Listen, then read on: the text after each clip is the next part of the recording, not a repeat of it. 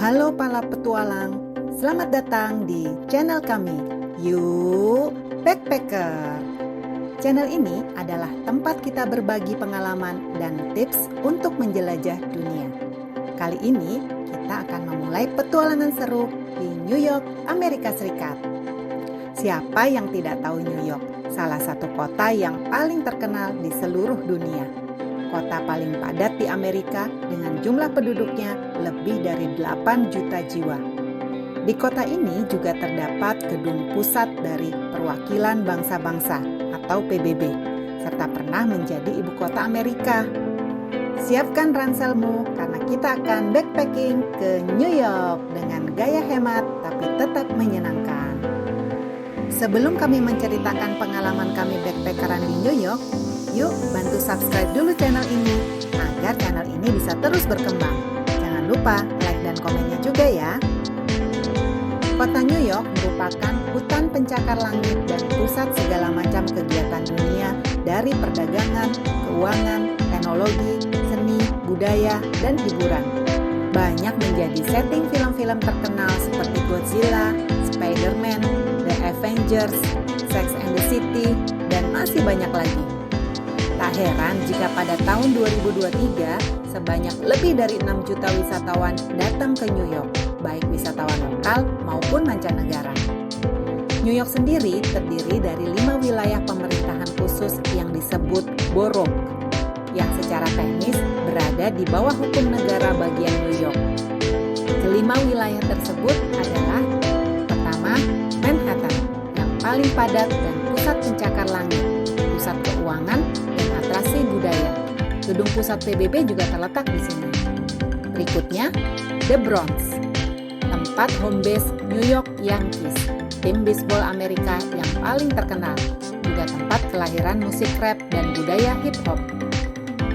Ketiga, Brooklyn, yang terkenal karena keragaman budaya, sosial, dan etnisnya. Keempat, Queens, tempat bandara tersibuk di dunia, yaitu Bandara Udara Internasional John F. Kennedy, serta tempat diselenggarakannya turnamen tenis US Open setiap tahun. Dan yang kelima, Staten Island, yang terkenal karena dekat dengan atraksi wisata Patung Liberty. Tentu saja New York ini menjadi salah satu wishlist kami, dan alhamdulillah akhirnya kami berkesempatan untuk menginjakkan kaki di New York. Perjalanan kami dimulai dengan penerbangan dari Bandara Soekarno-Hatta menuju Bandara Internasional John F. Kennedy atau JFK. Kami berangkat menggunakan pesawat Qatar Airlines dan transit di Doha dengan total lama perjalanan sekitar 23 jam. Wow, cukup lama ya. Bandara Internasional John F. Kennedy bukan satu-satunya bandara internasional di New York City. Selain JFK, ada juga Bandara LaGuardia dan Bandara Newark. Bandara Newark ini sebenarnya terletak di New Jersey.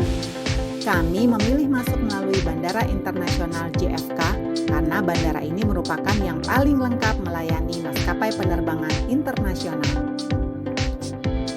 Ketika kami tiba di Bandara Internasional JFK, kami mengikuti petunjuk menuju area imigrasi. Setelah tiba di area imigrasi, tersedia 2 jalur antrian. Jalur khusus untuk warga negara Amerika dan jalur untuk pengunjung internasional. Suasana antriannya sangat ramai. Ruangannya juga tidak terlalu besar. Setelah 15 menit mengantri, kami baru menyadari lambat sekali pergerakan antriannya untuk maju. Sehingga ekor antrian selanjutnya sudah keluar dari jalur yang tersedia mengambil koridor jalanan. Di sini sama sekali tidak ada petugas yang mengarahkan. Beberapa orang yang lalu lalang kesulitan karena jalannya tertutup antrian, apalagi yang menggunakan kursi roda. Suasana jadi kacau sekali. Sebenarnya ada beberapa petugas yang berdiri, tapi semuanya berada di depan antrian yang mengarahkan masuk ke loket-loket wawancara imigrasi. Tidak ada yang berdiri di bagian ekor antrian. 30 menit sudah berlalu. Kami baru mencapai setengah antrian. Beberapa orang berinisiatif untuk mempersilahkan manula yang hampir pingsan untuk menerobos ke depan, dan juga beberapa orang tua yang membawa anak kecil. Ternyata sekelas Amerika di bandara internasionalnya begini modelnya ya. Dan akhirnya setelah lebih dari 1 jam kita lolos dari imigrasi. Ini adalah pengalaman kami mengantri imigrasi terlama di luar dugaan kami. Dari Bandara Internasional JFK ini untuk menuju ke pusat kota di Manhattan ada beberapa pilihan transportasi umum, yaitu pertama, AirTrain JFK yang menghubungkan Bandara Udara JFK dengan Jamaica Station dan Howard Beach Station di Manhattan. Waktu tempuhnya sekitar 60-75 menit. Tarifnya agak mahal daripada tarif subway. Yang keren di AirTrain ini adalah selain mencantumkan rute perjalanan dan titik stopnya, di dalam AirTrain ini juga mencantumkan daftar terminal di JFK lengkap dengan nama maskapai penerbangannya. Jadi kita tidak usah khawatir nyasar di terminal. Berikutnya, New York City Airport Shuttle merupakan layanan bus antarjemput yang menghubungkan Bandara Internasional JFK dengan New York Penn Station dan Grand Central. Waktu tempuhnya sekitar 90 menit atau tergantung kondisi lalu lintas New York City. Berikutnya, taksi dengan waktu perjalanan tergantung tujuan dan kondisi lalu lintas.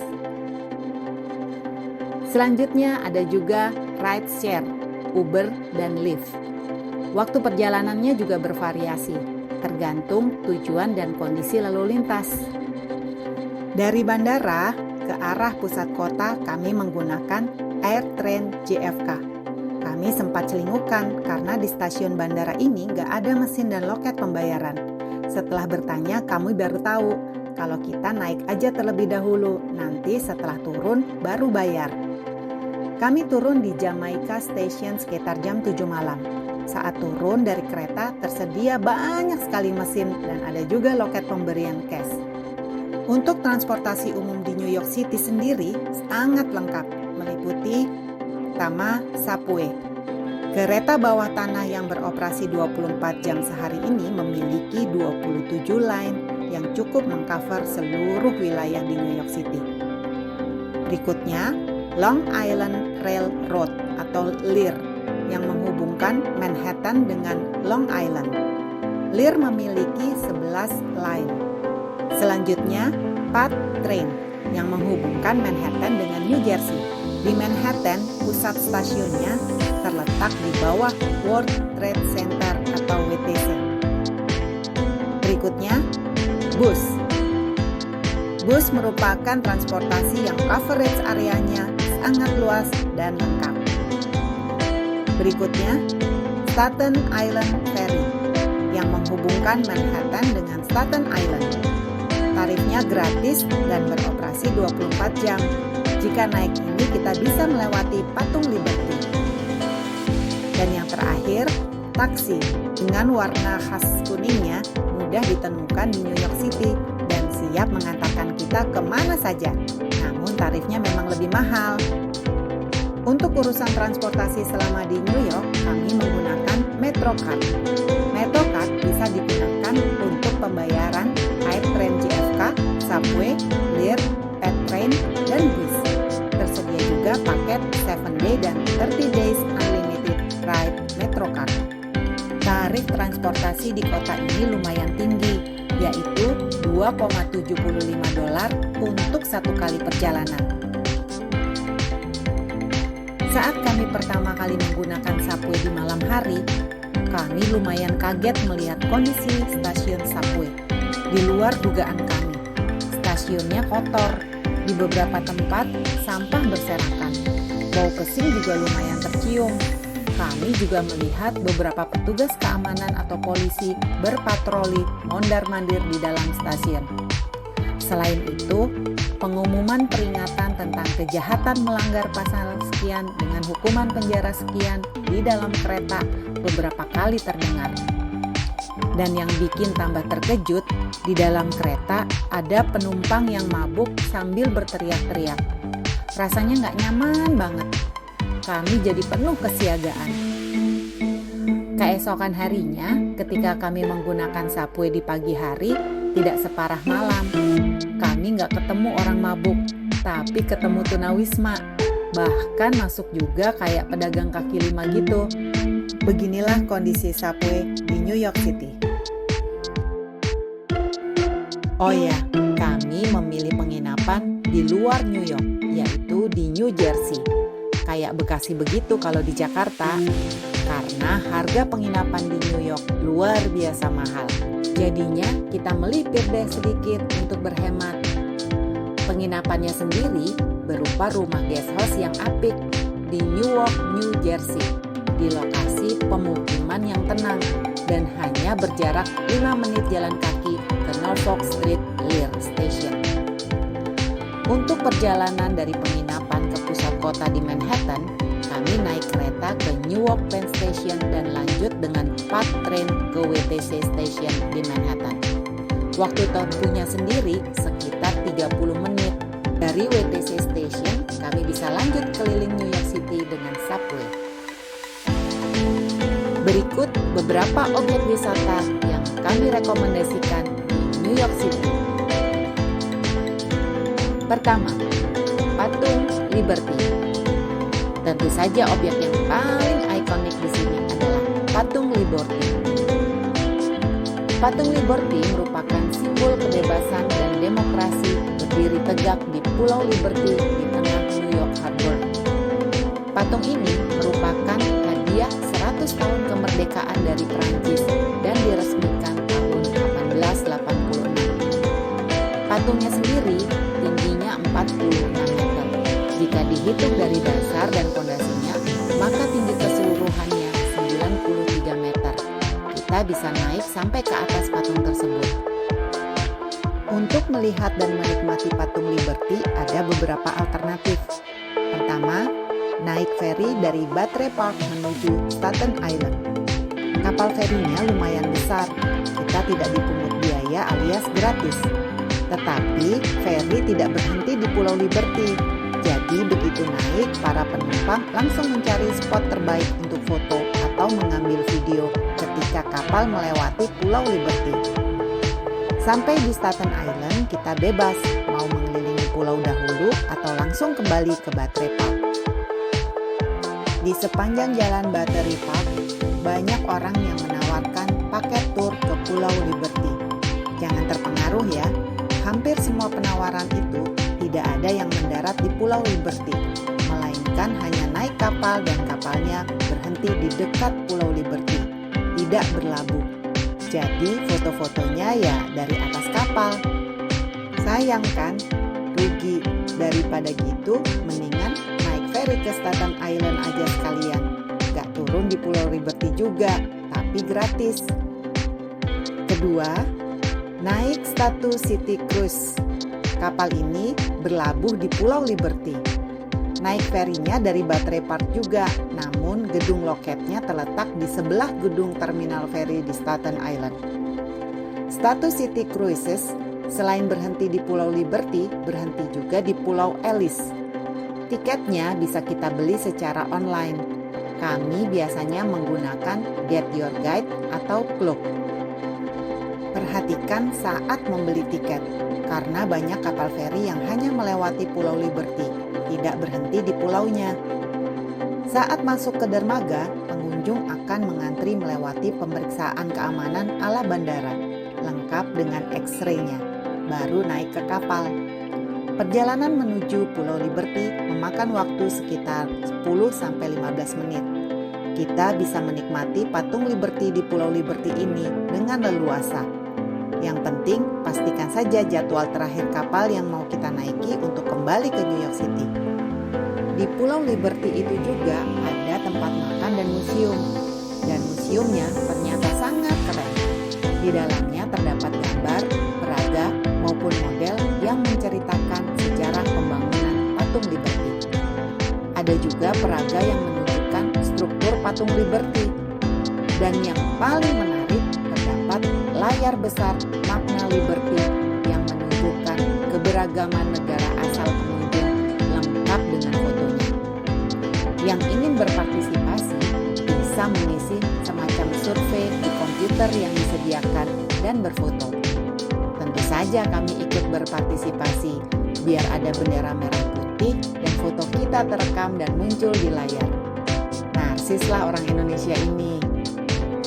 Nih, seperti ini bentuknya.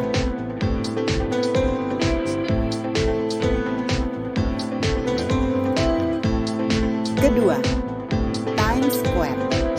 Ini sebenarnya adalah sebuah pelataran yang dibentuk dari persimpangan Broadway, 7th Avenue, dan 42nd Street. Disebut Times Square karena di depannya adalah bangunan One Times Square, markas harian terkenal di New York Times. Waktu yang pas untuk berkunjung ke sini adalah dari sore hingga malam hari. Karena pada saat malam hari, di lokasi ini banyak terdapat papan billboard digital ukuran raksasa sehingga cahaya dan gambar-gambar yang muncul dari billboard tersebut memberikan efek ekstravaganza. Berasa di New York banget gitu. Jangan tanya pengunjungnya ya, makin malam makin ramai. Banyak juga atraksi artis-artis jalanan ataupun sekedar keliling naik kereta seperti beca dengan lampu dan musik yang bingar-bingar dari sound systemnya. Jajanan jalanannya juga lumayan banyak. Broadway Theater yang terkenal juga terletak di dekat area ini. Ketiga, Central Park. Central Park merupakan paru-paru kota New York City. Sebuah taman besar seluas 341 hektar yang terletak di jantung Manhattan. Taman publik tertua di Amerika ini sangat populer. Saking besarnya taman ini, ada 4-5 pemberhentian subway di sekeliling taman. Kebayangkan besarnya taman ini, semua kegiatan yang santai-santai bisa dilakukan di taman ini. Dari sekedar jalan-jalan sore, duduk-duduk di pinggir danau sambil baca buku, olahraga, ngobrol bareng teman-teman, sampai tidur-tiduran di rumput yang berasa kayak di kasur. Di taman ini, selain ada danaunya, ada juga pasir laut dan binatang-binatang yang menjadikan tempat ini digemari oleh anak-anak.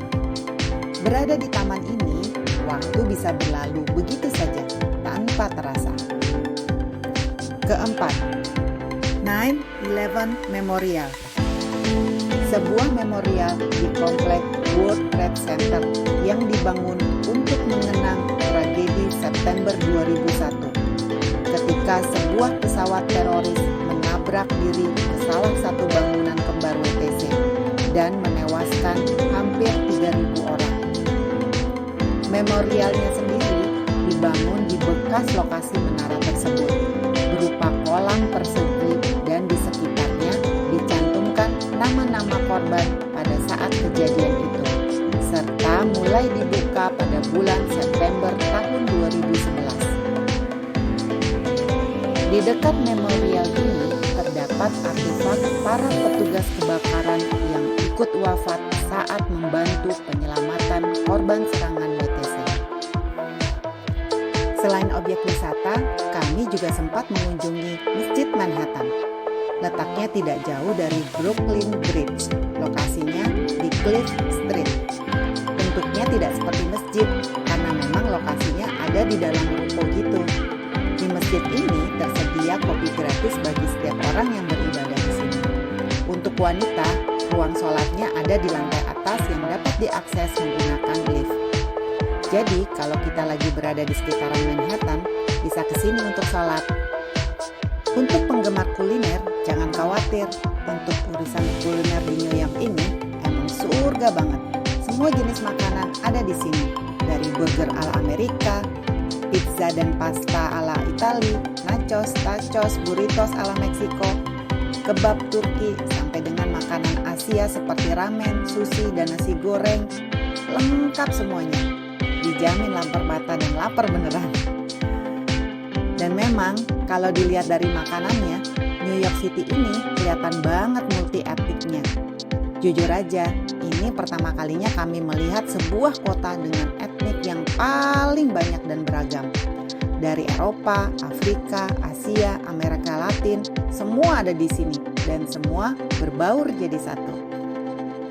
Itulah New York City. Begitulah pengalaman kami backpackeran di New York City. Untuk teman-teman yang belum subscribe, subscribe dulu ya.